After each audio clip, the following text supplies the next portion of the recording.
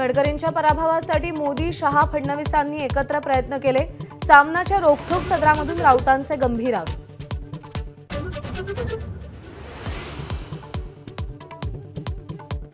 अमित शहांच्या हाती सत्ता आली तर योगी आदित्यनाथ घरी बसतील. संजय राऊतांचा भाकीत. योगी को बचाना है तो मोदी को जाना है, हा संदेश योगी समर्थकांनी फिरवल्याचा दावा.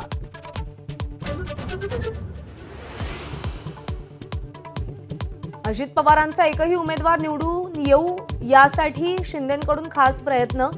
संजय राऊतांचा गंभीर आरोप. निवडणुकीमध्ये पैशांचा अफाट वापर केल्याचाही दावा.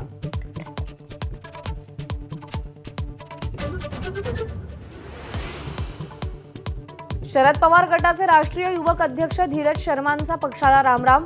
तर तरुणींची आघाडी सांभाळणाऱ्या सोनिया दुहानही पक्ष सोडण्याची चर्चा.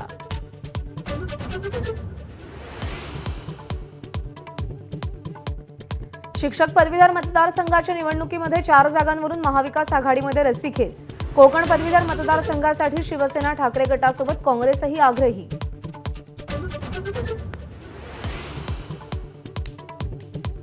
नाशिकमधल्या प्रसिद्ध सुराणा ज्वेलर्सवर आयकरची धाड. 3 दिवस चाललेल्या कारवाईनंतर कोट्यवधींचा घबाड जप्त. फर्निचरमध्ये रोकड दडवून ठेवल्याची माहिती.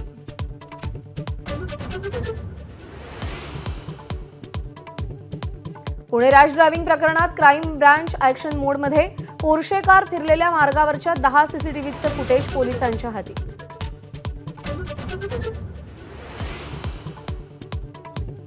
गुजरातच्या राजकोटमधल्या गेम झोनमध्ये अग्नितांडव. 12 मुलांसह 32 जणांचा होरपळून मृत्यू.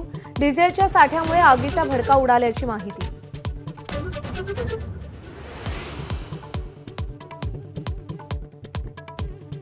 दिल्लीतील विवेक विहार परिसरातील लहान मुलांच्या हॉस्पिटलमध्ये भीषण आग. 7 चिमुकले दगावले.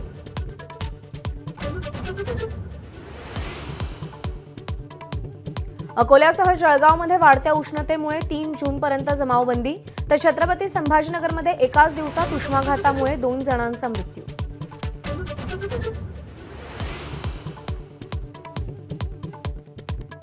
राज्यातल्या अनेक भागात दुष्काळाचं संकट गहिरं. मराठवाड्यात पिण्याच्या पाण्यासाठी वणवण. तर धुळ्यामध्ये 8 ते 9 दिवसांनी पाणी पुरवठा. नागरिकांचे प्रचंड हाल.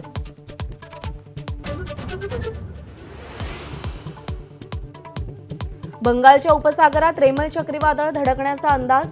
मान्सूनच्या वेळापत्रकावर परिणाम होण्याची शक्यता. पश्चिम बंगालसह ओडिशामध्ये एनडीआरएफच्या 12 तुकड्या तैनात.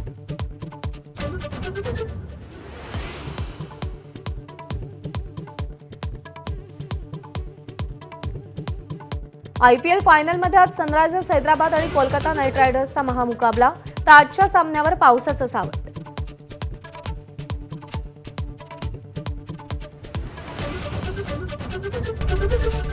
एबीपी माझा, उघडा डोळे बघा नीट.